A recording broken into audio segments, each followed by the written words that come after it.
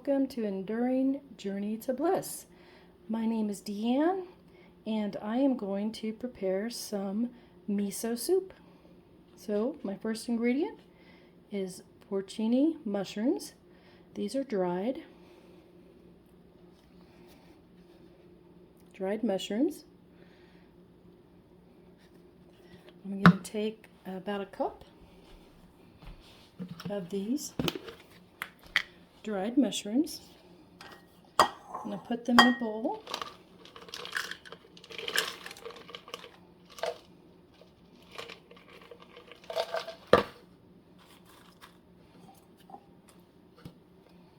It looks like that's going to be the end of my mushrooms. That's okay. Alright.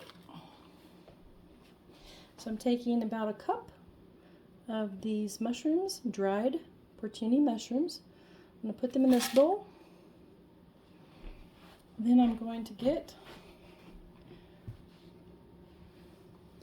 a cup of filtered water.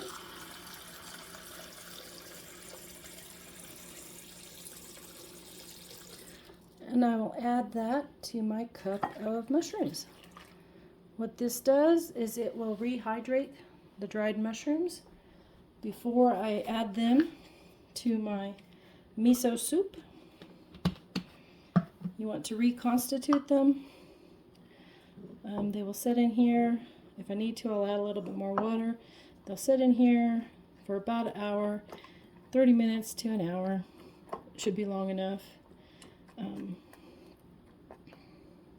Just want to make sure that they have a chance to reconstitute a bit before you add them to the miso soup. So this is the first step in that process.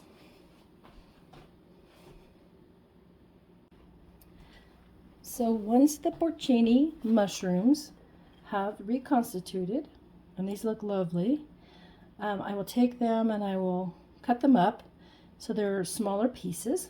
I'll do that here in a moment. And then I add some kelp. This is the variety they had at my local grocery. And depends on how much you're going to make. In this batch that I'm preparing, I'm going to make kind of a bigger batch. And so it looks like this. Strips of seaweed, dried. And so what I'll do is I'll take 2 of these strips out of here so that I can reconstitute them, wash them off. Let's see if I can get that to open up for you guys. Well, this one is bigger than the variety I usually get. So this is a pretty big sheet of the dried seaweed. So this, I think I'll just use one. Another variety that I've purchased also is called Eden, E-D-E-N, and they actually have these in smaller. They would like cut it maybe this big piece into like 4 pieces or something. And that other variety, I would use 2 pieces at least. And so here, I'm just going to rinse this. You can see all the extra salt and things that are on it through the drying process. I'm going to rinse this well, and then I'll add it to my pot over here with my mushrooms. So I have removed the mushrooms from the water that they were rehydrating in. I will keep this. Some people throw it out. I add it to my soup pot. And all the mushrooms are here. I'm going to cut them all up into bite-sized pieces and add them to the soup pot. And here is the seaweed. I have rinsed it. All that extra salt deposits have been removed. And this is a big sheet, so I'm only going to use half of this sheet. This is a pretty good size sheet. I've not used this brand before. This is the brand they had on hand, so that's the brand that I purchased. So yeah, I'll go ahead and cut up the mushrooms. I'll cut that piece of seaweed, that kelp seaweed or kombu. I hope I'm saying that right. K-O-M-B-U. And I'll add that to my pot. And once I've done that, I'll rejoin you guys. All right, I have cut up my porcini mushrooms. So they are on here. They are all cut down into like bite-sized pieces. I'll go ahead and I'll add that into my pot. Okay.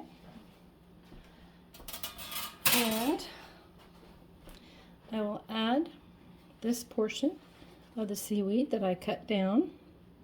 I'll put it just straight in it. I go ahead and add this because to me there's so many nutrients and things. Mushrooms are one of the healthiest things that you can actually eat in your diet. So I add it. Other folks may dump this and add all new water into their pot, but I'll add it in here. So I will pour this into my soup pot here. All right. And then I don't really need to measure. I'm going to rinse my hands real quick, sorry.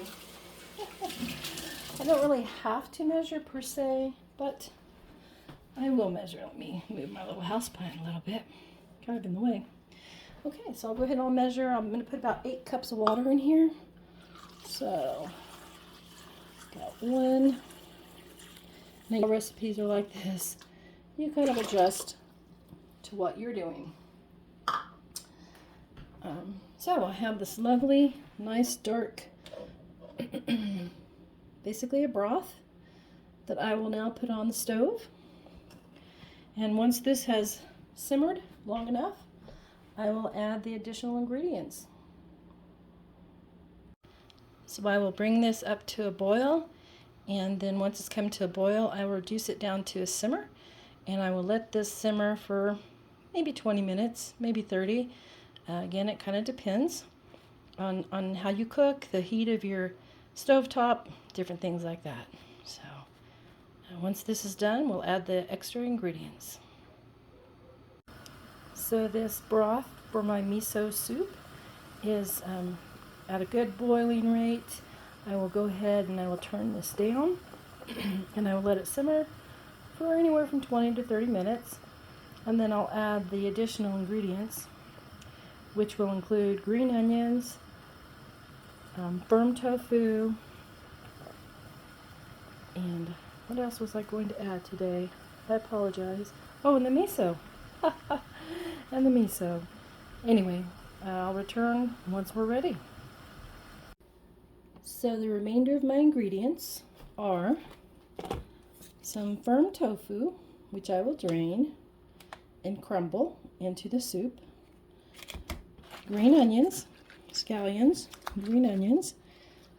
I will chop those up here in a bit. And I'll just get a bag of frozen spinach, organic. It's already chopped. And I will put this entire bag into that pot of soup. And I did not mean to knock the lid off. But then also miso. Organic miso. I put the red miso into the broth. So I'll go ahead and I'll get my tofu drained.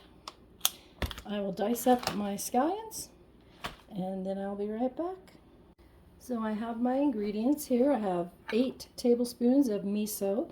I'm going to add broth to this and then whisk it up so that it's already broken down a bit when I add it to the pot of broth over there. I have all my scallions chopped up and ready to add to the pot. This is my little block of tofu. It has been draining, and that I will crumble and put into the soup. And then I have my little bag of chopped frozen organic spinach.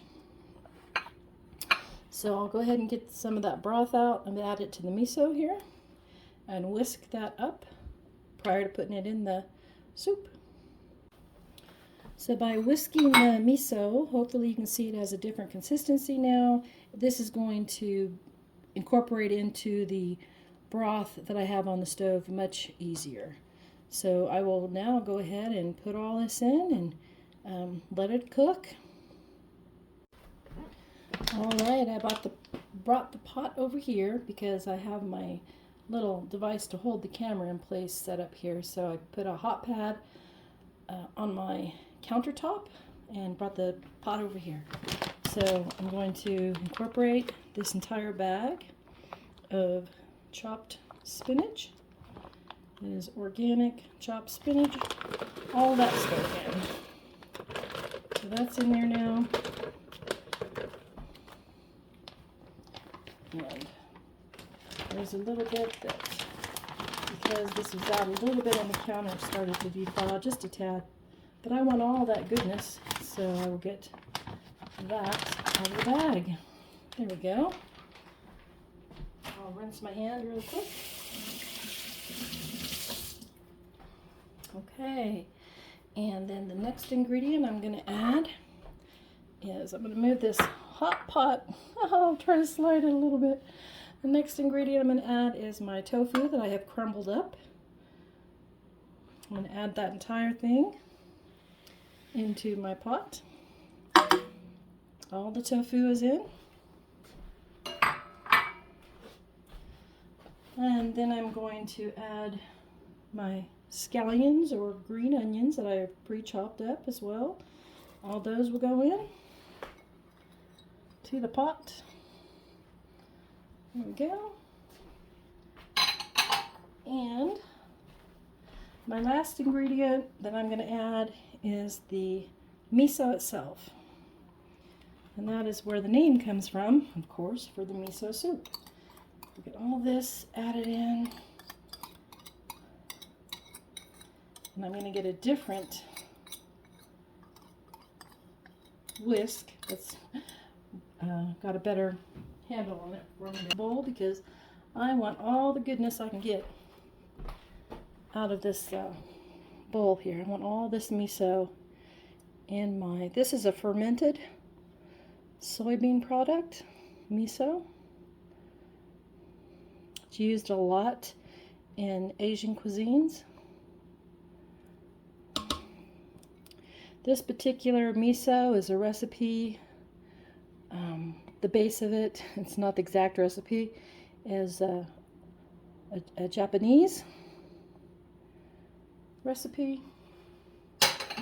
Rinse my hands again. And so I will lift you off of this holding device here. So everything is in the pot at this point. Apologies.